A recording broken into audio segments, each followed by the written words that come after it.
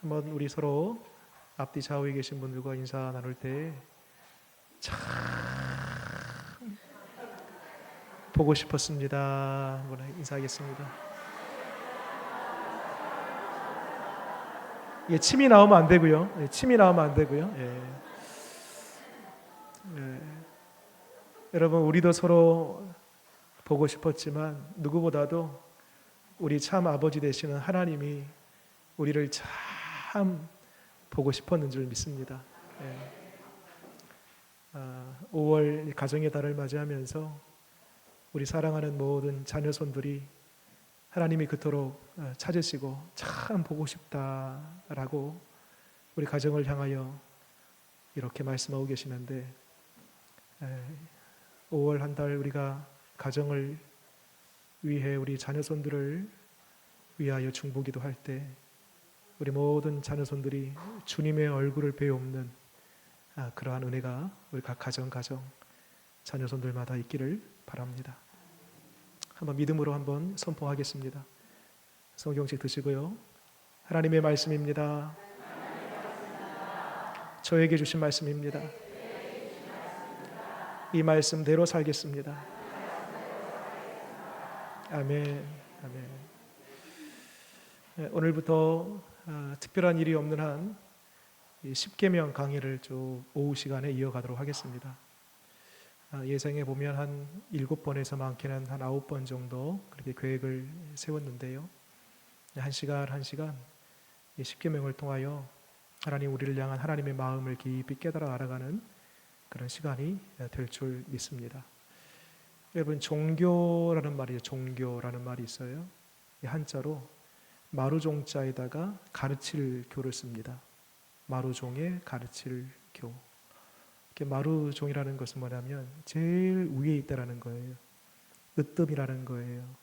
최고라는 거예요. 최고의 가르침, 으뜸된 이야기, 그게 바로 종교입니다. 이 종교를 라는 단어를 라틴어로 리라게라고 그렇게 발음하는데요. 이게 이제 영어에서 religion 이렇게 그것이 어원이 돼가지고 따라온 것입니다. 리라게 이 라틴어의 뜻이 뭐냐면 이 종교라는 말이 어디에 달라붙다 그런 뜻이 있어요. 어디에 달라붙다. 이 말을 그대로 우리 기독교 신앙에 한번 접목시켜 보면 우리는 어디에 붙어야 됩니까? 어디에 딱 묶여야 되죠? 그렇습니다. 하나님의 말씀에 또 하나님의 마음에 딱 달라붙고 거기에 묶여 있는 것, 그것이 바로 기독교 신앙인 것입니다. 그러니까 여러분, 우리는 날마다 가만히 두면은요, 자꾸 우리 죄의 본성을 따라서 거기로부터 자유하고 싶은, 풀려나가고 싶은, 벗어나가고 싶은, 비껴나가고 싶은 그러한 우리의 죄의 본성들이 있습니다. 그러나 그때마다 다시 말씀으로 돌아오고 다시 하나님 마음을 헤아리고 그 마음으로 돌아오고, 이것이 바로 우리 기독교 신앙이다. 조금 더 한 걸음 더 나아가서 말씀드리면 우리 기독교 신앙은 하나님을 취하여서 나의 뜻을 이루는 게 아니에요. 잘 들어보세요. 우리 기독교 종교는 하나님을 나의 인생의 도구로 삼아서 나의 목적을, 나의 인생에 원하는 바를 이루는 것이 아니에요. 거꾸로예요. 참 기독교 신앙이라는 것은 하나님의 뜻을 깨달아 알고 헤아려서 그 뜻이 무엇인지 알고 내 마음이 그 뜻에 부합된 삶, 하나님의 뜻을 알고 나의 뜻을 그분께 조율해 가는 삶, 이것이 기독교 신앙인 겁니다. 기도도 마찬가지입니다. 우리 기독교의 기도는요, 막 발이 손이 되도록 최선을 다해서 돛 닦듯이 천배 만배 절하듯이 해가지고 뭔가 거기에 다다르면 신이 감동해서 응답하고 그런 기도 아닙니다. 우리 기독교 신앙에서의 기도는 하나님의 뜻을 알고 그 뜻에 나의 뜻을 맞춰 순복하겠습니다. 이게 기도입니다. 나의 뜻을 주장하거나 나의 뜻을 관철시키는 게 기도가 아닙니다. 진정한 기도라는 것은 하나님의 뜻에 제가 맞춰 드리겠습니다. 그 뜻을 온전히 이루어 주시옵소서. 그게 참 기도다라는 겁니다.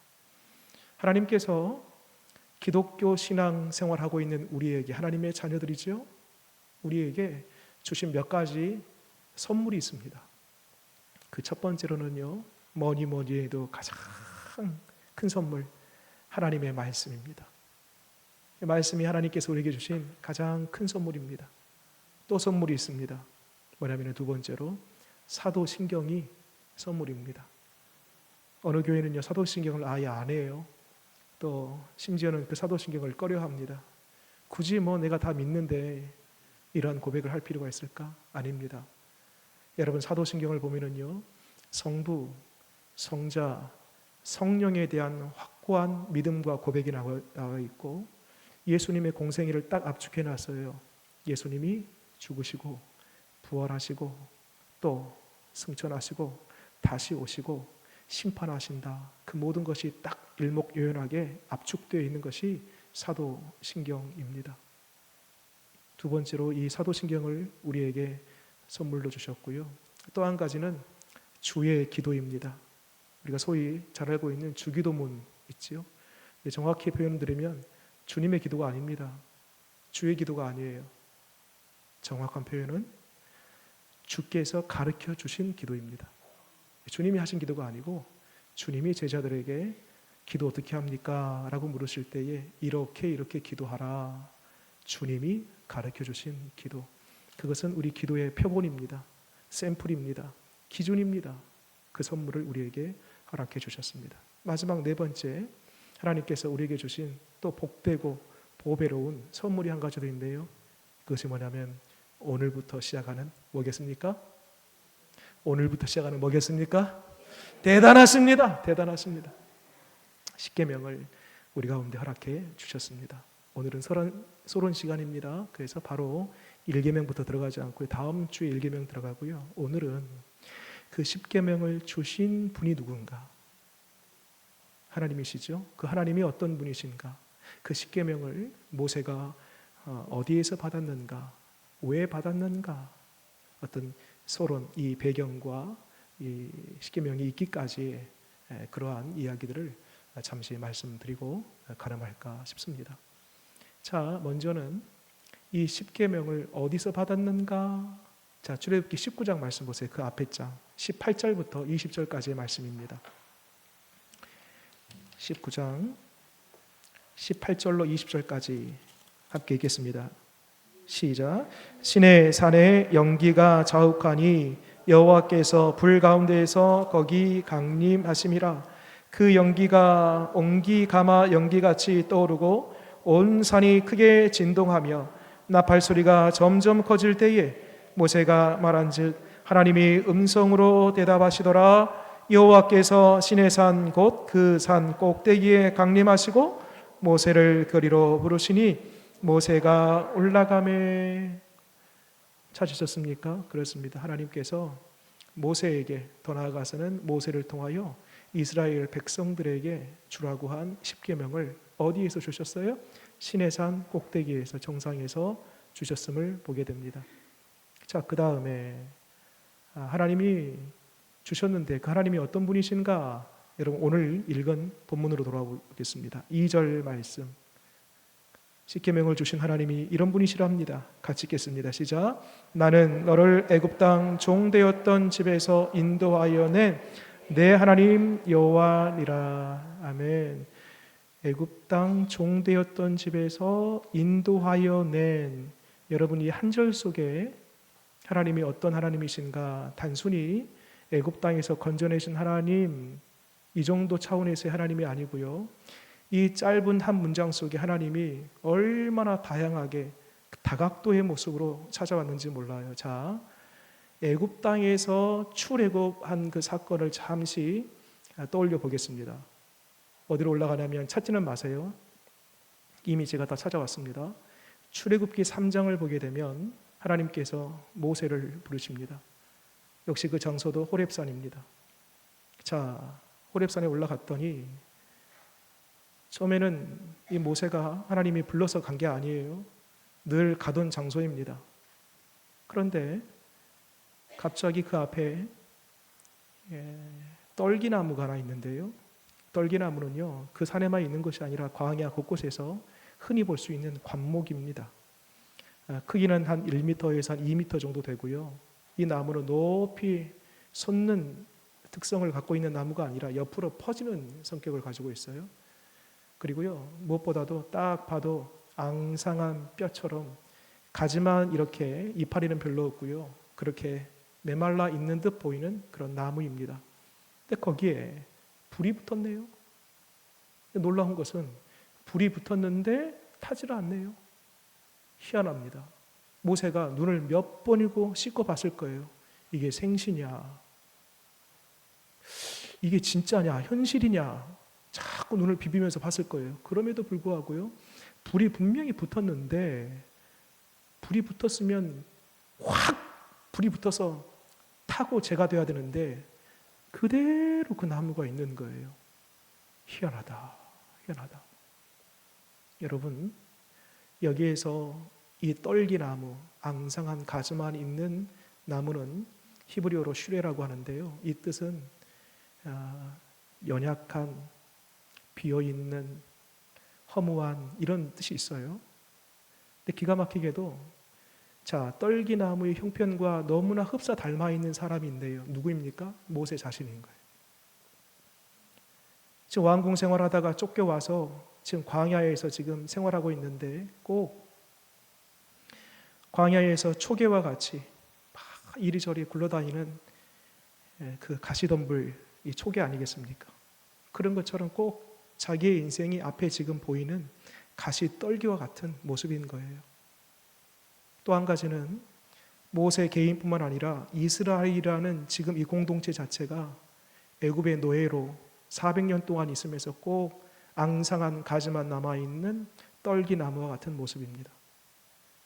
그러니 하나님께서 이 떨기나무 모세 개인과 또 이스라엘 백성의 지금 처해 있는 상황과 환경이 꼭 그와 같다라는 것을 의도적으로 가르치고 말씀하기 위해서 가시떨기를 어쩌면 택하였을 수도 있습니다. 그리고 거기에 뭐가 붙었다고요? 여호와의 불이 붙은 거예요. 하나님의 불이 붙은 거예요. 다르게 표현하면 앙상하게 메말라 있는 아무것도 할 수 없고 소망 없는 이 모세와 이스라엘 백성들에게 하나님이 함께한 거예요. 불이 붙는 것처럼 그들과 함께하는 거예요. 근데 타지 않아요. 없어지지 않아요. 여전히 존재해요.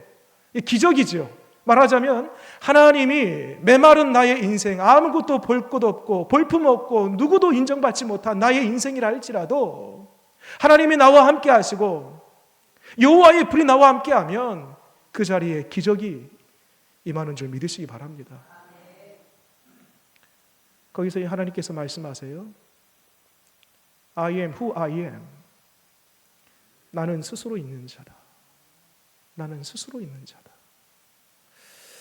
여러분, 나는 스스로 있는 자다. 이 말 뜻이 무슨 뜻일까요? 그것은 뭐냐면 이 땅의 모든 피조물들은 만들어진 존재입니다. 말 그대로 피조물이에요. 만들어진 존재라는 뜻이죠. 그러면 이 땅의 모든 피조물들을 누가 만들었을까요? 그렇습니다. 하나님이 만드신 것이죠. I am who I am. 나는 스스로 있는 자다라고 하는 그 뜻은 뭐냐면은 나 위에 누구도 없다라는 거예요. 그리고 또 한 가지는 나의 손을 거치지 않는 것이 없다라는 겁니다. 얼마나 충격이었을까요? 떨기나무가 불이 붙었는데 타지 않는 것도 충격인데 거기에서 모세야 모세야 부르시고 나는 스스로 있는 자다라고 하나님의 그 음성을 듣는 자체가 우리 표현대로 하면 기절초풍할 일이죠. 그리고 중요한 것은 모세야 모세야 네 발에 신을 벗으라. 왜 신 벗으라 했을까요? 네 신발이 좀 더럽다. 야, 좀 벗어야 되겠다. 좀 씻어야 되겠다, 이런 차원에서 신발 벗으라라는 얘기가 아니라, 여러분, 신이라는 것은요 항상 나와 함께 다닙니다. 그렇죠? 내가 다니는 곳에는 항상 신이 있어요. 신이 가리키는 것은 뭐냐면요, 나의 행적, 나의 삶, 내가 원하는 것, 내가 가고 싶은 것, 다르게 표현하면 신이라는 것은요 곧 나를 가리켜요. 신을 벗으라 라고 하는 것은 네 자신을 내려놔라, 무장해제해, 있는 모습 그대로 나와 라는 차원에서의 의미입니다. 그리고 마침내 모세에게 이 이스라엘 백성들을 애굽 땅에서 건져낼 구원 계획을 말씀해 주시죠. 영광의 자리에 동참해 주십니다. 자, 보세요. 하나님이 어떤 하나님이신가? 모세를 부르시고 그에게 소명을 주는 이 짤막한 이야기 속에서 하나님은요 모세를 찾아오시는 하나님, 그리고 기적을 베푸시는 하나님, 약속하시는 하나님, 약속을 지키시는 하나님, 영광의 자리에 초대하시는 하나님, 그 일을 이행하시는 하나님, 이러한 하나님을 우리가 모세가 하나님께서 그를 부르시고 이스라엘 백성들을 출애굽하는 그 이야기 속에서 우리가 발견하게 됩니다. 이런 하나님이 모세에게 10계명을 주셔요. 이스라엘 백성들에게 주신 거죠. 왜 주셨나? 여러분 다시 보세요. 2절 말씀 읽겠습니다. 시작. 나는 너를 애굽 땅 종되었던 집에서 인도하여 낸 여호와 하나님이니라. 자, 보세요. 저를 한번 보세요. 이제 질문 드려볼게요. 10계명을 하나님이 주셨던 그 시기가 출애굽 전이에요? 출애굽 이후예요? 출애굽 전이에요? 출애굽 이후예요? 2절 말씀 보게 되면 종되었던 집에서 인도하여 내일이라고 했습니까? 낸이라고 했습니까? 낸! 과거, 완료. 그러니까 이전에 이미 출애굽이 끝난 거예요, 지금.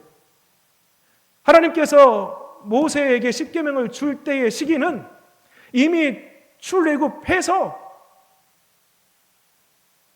홍해를 건너고 광야 생활을 하는 중에 하나님께서 주신 겁니다.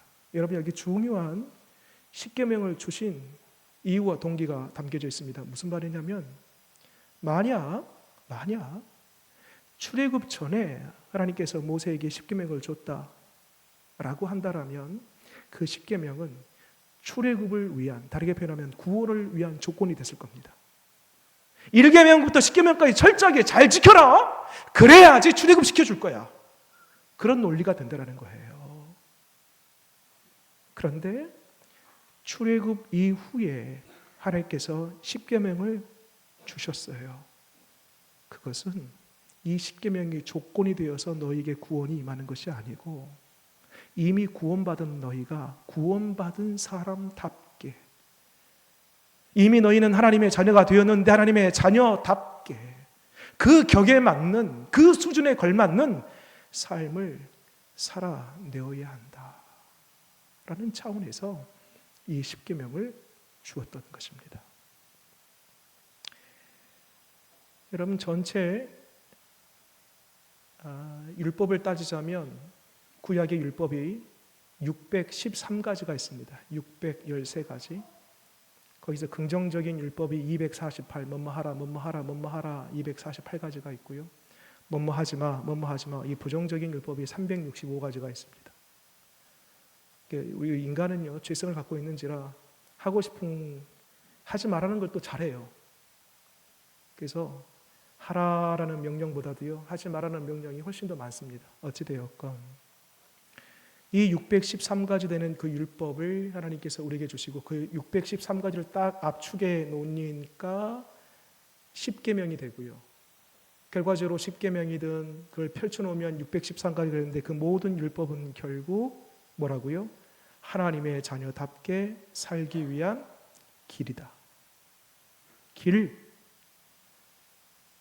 우리 여러분 오늘 교회 오실 때도 차를 타고 오신 분들이 계십니까? 뭐 따라서 왔어요? 도로, 길 따라서 왔잖아요. 사람이 다니는 길은 인도로 하고 차가 다니는 길은 차도로 하고 비행기가 다니는 길을 항로로 하고 다 길이지 않습니까? 길을 벗어나나 봐요. 대형 사고 나는 것입니다. 길이 왜 있어요? 안전을 위한 것입니다. 안전해야지 편안하거든요.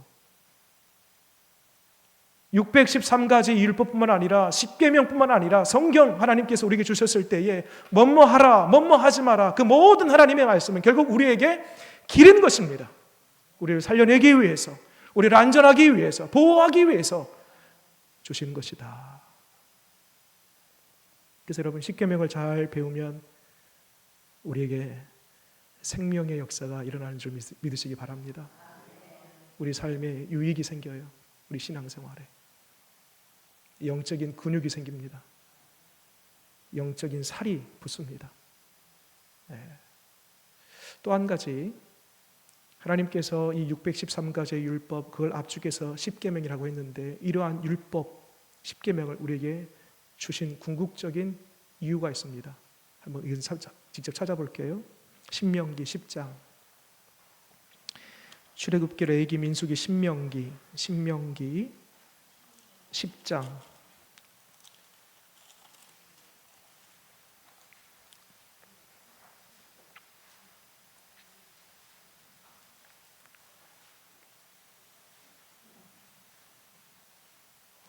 신명기 10장 13절 말씀입니다.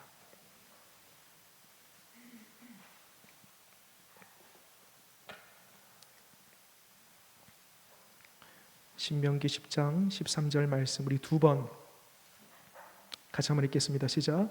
내가 오늘 내 행복을 위하여 내게 명하는 여호와의 명령과 규례를 지킬 것이 아니냐. 한 번 더. 내가 오늘 내 행복을 위하여 내게 명하는 여호와의 명령과 규례를 지킬 것이 아니냐. 무엇을 위하여요? 행복을 위하여. 행복을 위하여. 그렇습니다. 율법은 우리를 옥죄기 위해서, 10계명은 우리를 정죄하기 위해서 주신 계명이 아니고, 율법이 아니고 우리에게 행복을 주기 위함이다. 우리의 하나님의 자녀로서의 삶, 그 품격 있는 삶을 살아내기 위하여 주신 것이다 라는 이 점을 꼭 여러분 기억하시면서, 이제 다음 주부터는 본격적으로 1계명부터 들어가겠습니다. 그래서 저는 이제 기대가 되고 한번 여러분들에게 권해드리고 싶습니다.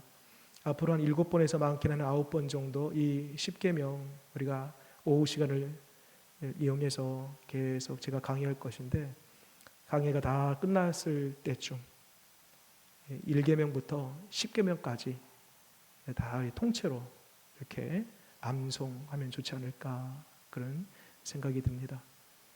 1계명이 뭐지요? 점점 헷갈립니다. 1계명부터. 1계명 자신 있게 대답하다가 한 3계명쯤 되면은 이제 먼 산이 보이고요. 눈동자가 흐려지고요.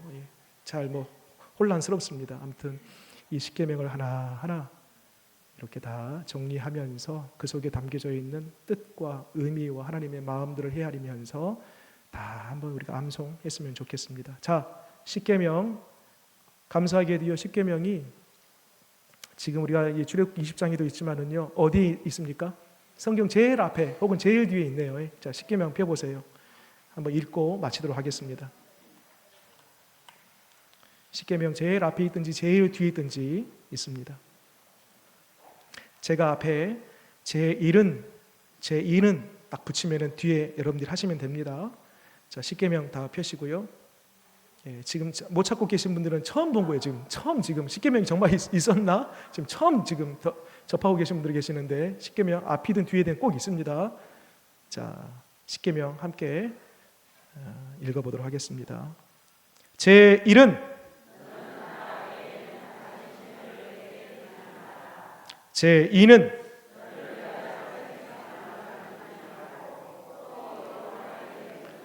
아래로 땅에 있는 것이나 땅 아래 물속에 있는 것에 어떤 형상도 만들지 말며 그것들에게 절하지 말며 그것들을 섬기지 말라. 제3은 너는 내 하나님 여호와의 이름을 망명되게 일컬지 말라. 제4는 제5는 제6은 제7은, 제8은, 제9는, 제10은. 아멘. 자, 저를 보세요. 문제. 제6은 갑자기 헷갈려요 또. 제8은. 예, 그래요. 잘하고 계십니다. 크게 이제 이 부분만 이제 제가 정리하고 마칠게요. 크게 이제 10계명을 나누면은 앞에 전반부 대신계명, 말하자면 하나님과 우리의 관계 속에서 지켜야 할 계명, 대신계명이 있고요. 그 다음에 후반부는 대인계명이 있습니다. 나와 너, 우리 사이, 사람과의 관계 속에서 지켜야 할 계명들. 자, 그러면 대신계명이 몇 번째부터 몇 번째일까? 1계명부터 4계명까지입니다. 그리고 그러면 대인계명은요? 5계명부터. 대단하십니다. 누구나 대답할 수 있었겠죠. 네, 5계명부터 10계명인데 한 가지 조금 애매한 부분이 있습니다.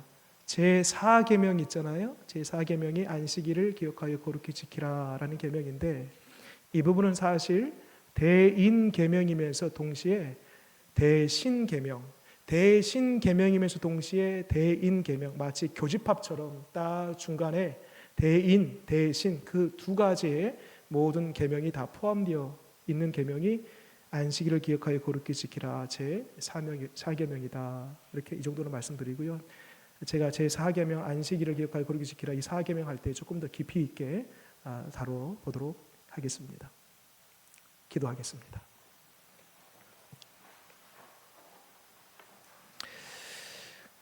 주님, 우리에게 하나님의 말씀, 이 율법, 이 10계명 주신 것은 우리를 꼼짝달싹하지 못하도록 우리의 발목을 잡고 옥죄이는 용도로 주신 것이 아니라 우리를 하나님의 자녀답게, 믿음의 사람답게 살기 위하여 우리에게 주신 것이며, 궁극적으로 우리를 행복하게 하기 위하여 주신 말씀인 줄 믿습니다.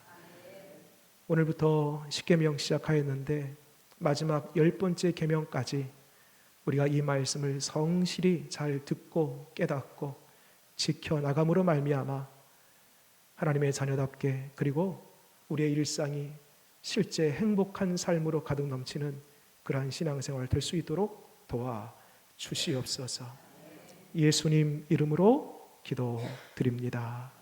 아멘.